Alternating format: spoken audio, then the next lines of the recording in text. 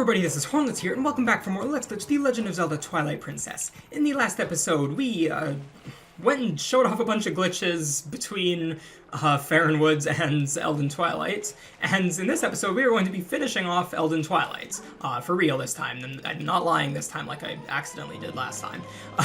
So yeah, now might as well get going with this. So right off the bat, I collect the Vessel of Light, as we can see here. And at this point, I'm going to be going and collecting all of the tears, obviously, but there are some really cool ways to do that. This Twilight is actually kind of interesting. Like, there's... at least the first half is kind of interesting. There are some interesting things we can do. So right off the bat here, I'm going to be entering the graveyard, because there is a bug here. And what I'm going to do is I'm going to kill this bug, and then at this point, there's a glitch that I'm going to do. This is a pretty simple one. It requires you to have done Early Master Sword to do it, but... at this point, I'm going to transform into human, and you see this little, like, well here. It's a well, if you didn't... well, actually, is it even a well? I don't know. But basically, it has a little bit of messed up collision because you aren't supposed to be here in Twilight. You can literally just side hop into it. It's literally that easy, and it brings you to the basement of the sanctuary. And there are 3 bugs in here, and what this does is this actually skips the the whole, like, cutscene and everything that you have to do in the sanctuary, like the main area of it. This skips that. You don't actually have to do that. Oops, that was bad. I was hoping I could get a triple kill, but not with that. That was some pretty terrible movement. I wasn't really paying attention, but yeah. Just need to kill those, and then we can collect these tears here. And then we can head on our way. And if you're wondering why I left the tear in the actual graveyard, it's because, again, as I mentioned back when I was doing Faron Twilight, the tears take a bit to materialize, and so it basically just waits for that to happen. And of course, once you reload an area, so long as the tear has actually appeared, the tear will be there and fully materialized. So that just saves a tiny bit of time there. But anyways, next we gotta head over here to Kakariko Goods, or whatever it's actually called before it becomes Malo Mart. And right here, there's actually a cool thing we can do. If you... hopefully I can get this. I didn't... you know what? I'm going back... wait. Apparently I can't wait anyways. There's a cool thing that you can do, though. If you bonk into the side of the wall there, that triggers the bug to pop off of the wall, and then if you lock onto him, something interesting actually happens. Hopefully it'll work. He actually comes all the way down here into the crawl space area, so that just saves a little bit of time, and it's really cool. It actually took a long time for that to be discovered. Like, it was only... I mean, I guess it's probably a couple of years old now, but, like, it's... it took a long time for anybody to find that, and it's pretty cool. I like that. But anyways, now we gotta head over to Eld Inn. I don't get what. It's a stupid name. Stupid pun. But anyways, yeah, we gotta head over to the inn here because there are 2 bugs in here. The first one is in this chimney right here. And just like a lot of the other ones, once I kill this bug, I'm going to be leaving the tear to let it materialize. So right there, we just kill that. And now right here, bonking onto that was actually important. That causes the bug that's on the 2nd floor to actually pop off of the wall. And so because of that, I can now go and... it's just a little bit faster to kill him. Now right here, I just want to collect these 20 rupees. I might not need those 20 rupees, but I'm collecting them just to be safe. And then, so yeah, once I come in here, you'll notice he's already flying around. That's what that bonk did. It wasn't like a mistake to bonk there or anything, so yeah. It's just kind of a little thing that people wouldn't really realize. But yeah, so then after that, we can just collect that tier now that it's materialized, and... there are a couple dash jumps you can do just to get up here without, like, climbing up the walls. It just saves a little bit more time. That's one thing you're going to find with the Twilights, and actually a lot of this game, is that there are so many just, like, tiny little optimizations. Like, right here, I'm going to be doing a couple, like, weird dash cancels and stuff just to get across these roofs just a tiny bit faster, like a few frames faster or whatever. There's just a ton of that in the game.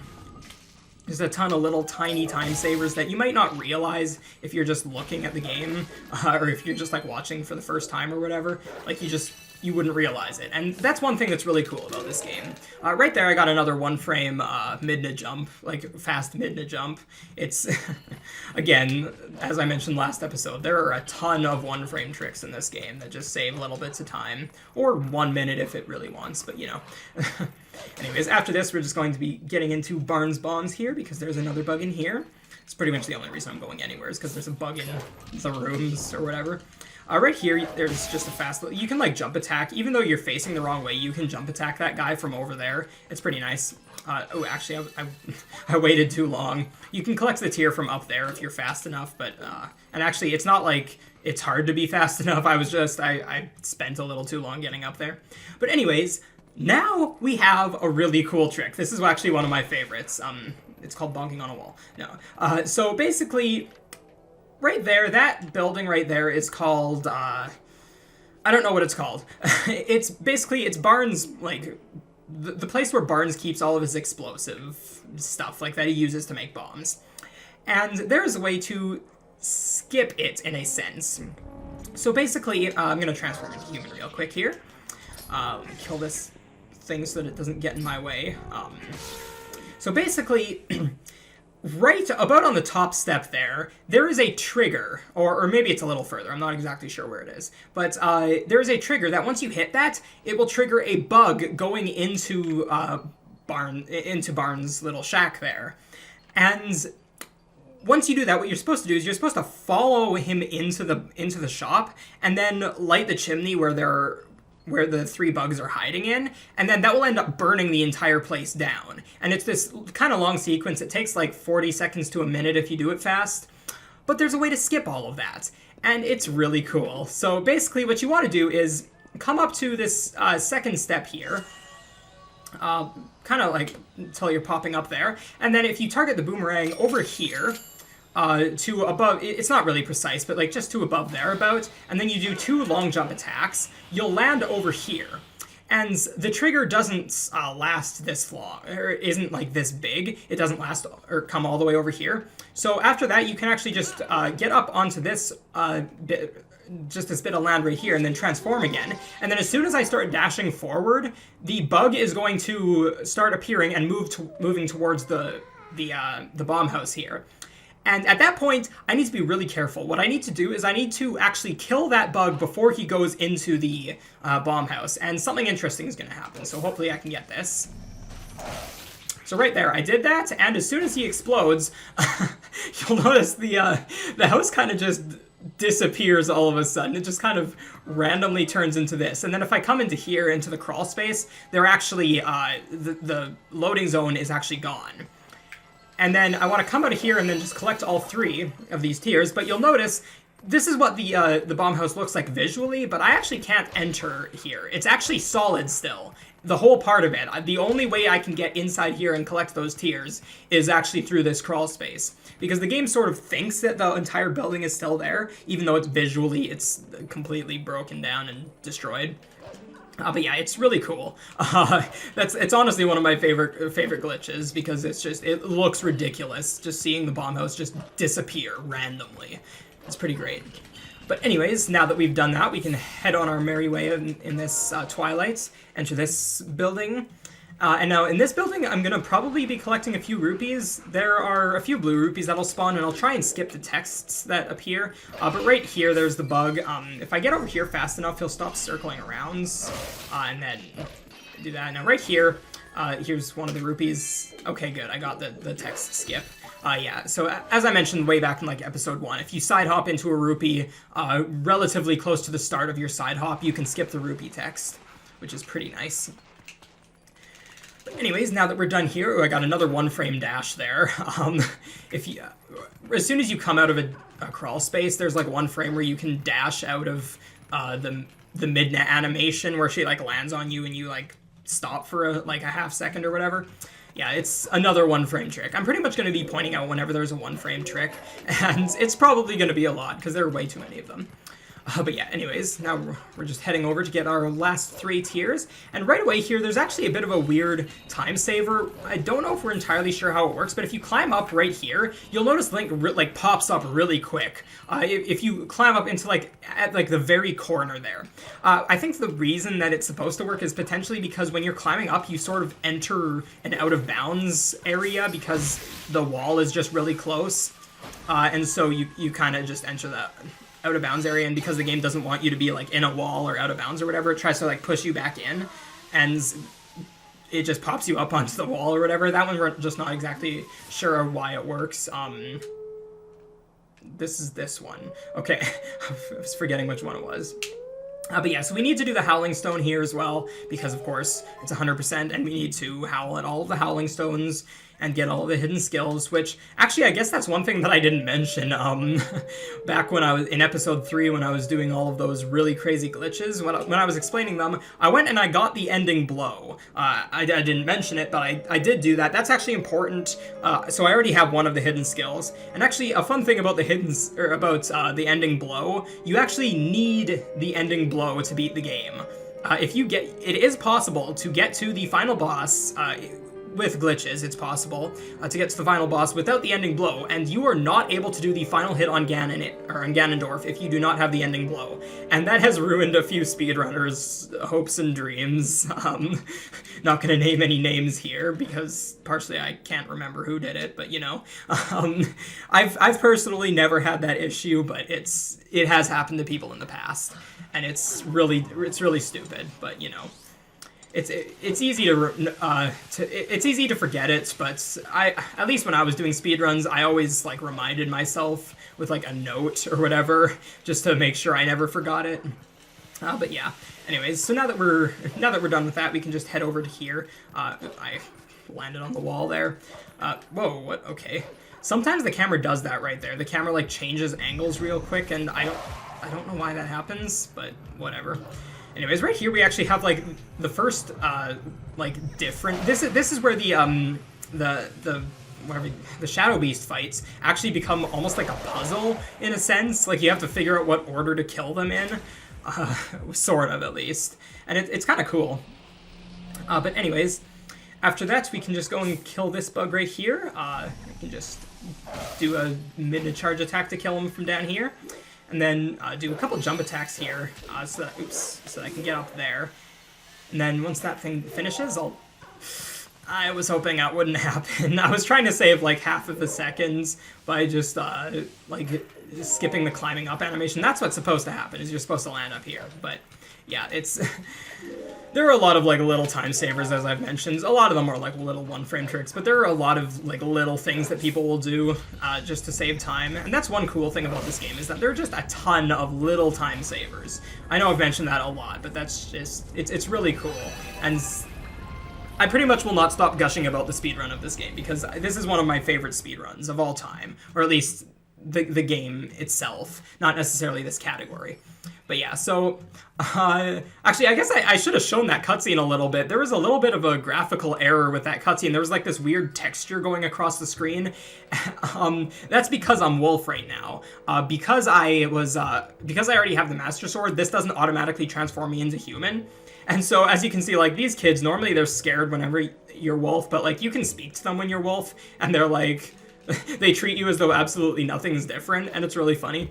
But anyways, now that that's all done, we can go and do what we're supposed to do, which, if I do recall oh wait, actually, I'm forgetting some stuff. Right here, oops, it's this one right here. Okay, I'm supposed to enter this house, because, as I mentioned, I'm doing 100%. This is where I'm really going to start collecting some stuff. There are a bunch of collectibles, and one of them is actually in this room, in this house right here. This is where we got that one shadow bug, whatever you want to call it, but there is an ant in there, and so we want to collect that. There are 24 golden bugs across the world, so I will be collecting all 24 of those. And so, now that we have the first one, we can just head on our way to the next ones. I don't believe, am I forgetting anything? Let me just check the route real quick. No, I didn't think so. Okay, so at this point, we just want to transform real quick again, because we need to go, the plot of this game, basically, we're supposed to go and go up to Death Mountain to try and talk to the Gorons for whatever reason. I can't remember the exact reason why. I guess because they're causing trouble or something. I don't know. Basically, we need to talk to them, but it's faster to just actually do the Midna jumps up here. And now right here, of course, because we're not supposed to have Early Master Sword at this point, this section is a little weird. So you can enter this cutscene where this Goron comes rolling at you as Wolf, and you can literally just warp out of this. You don't actually need to get knocked down.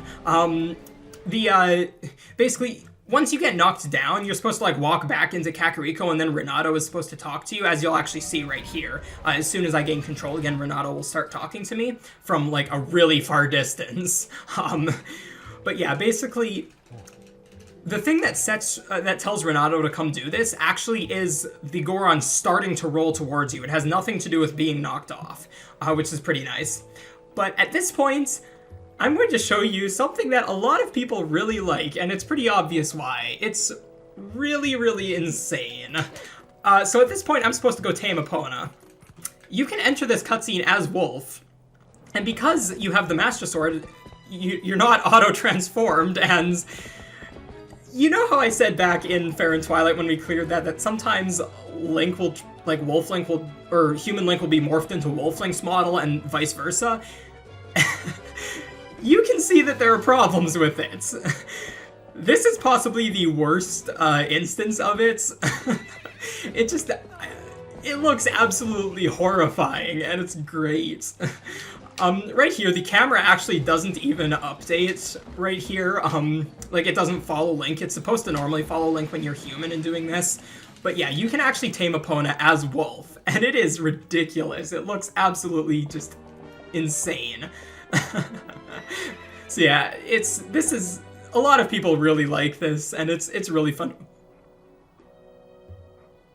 Oh, I've never seen this. Okay, apparently, apparently if that cutscene finishes, you can. Okay. What just happened? That's funny. Okay, I've never actually seen that before. But anyways, now that we've tamed Epona, I can't even remember what to do now that, oh yeah, we need to warp back to, we need to go get Iron Boots. So yeah, now right here, just need to go to Orden Spring, and we'll be getting the hidden skill there. But yeah, that is interesting. I've actually never seen that before. Apparently, if you get off Epona while you're a wolf, you void out for some random reason. I don't know why. But anyways, that's really cool. Glitch hunting while doing a series, apparently. But anyways, so yeah, right here we have the second hidden skill. This will be the Shield Bash. And this trick is kind of... I don't think we actually use this this hidden skill much at all. I don't think we use it at all in the speedrun.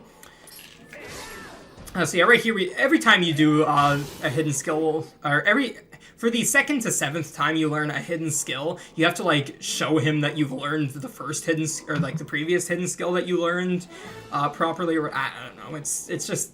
I don't know why they did that, to be completely honest. But yeah, you have to do that. And then at this point, now you can learn this one. So this one you just need to hit the R button, and then that does a shield bash, and that sort of stuns someone. And then you can just do this, and oops, right here you can actually you can also shield projectiles, and that it works just the same way, sort of thing. But yeah, it's pretty much a pointless hidden skill. I'm pretty sure we're literally never going to be using that hidden skill throughout the entire game. So that's nice. And anyways, now that we've done that, we can head over to Orden. And right here I'm just going to be calling Epona, because I'm going to be needing Epona for a heart piece coming up pretty soon here. But before I do that, I actually want to collect some rupees. So there are 150 rupees in Orden that I want to get.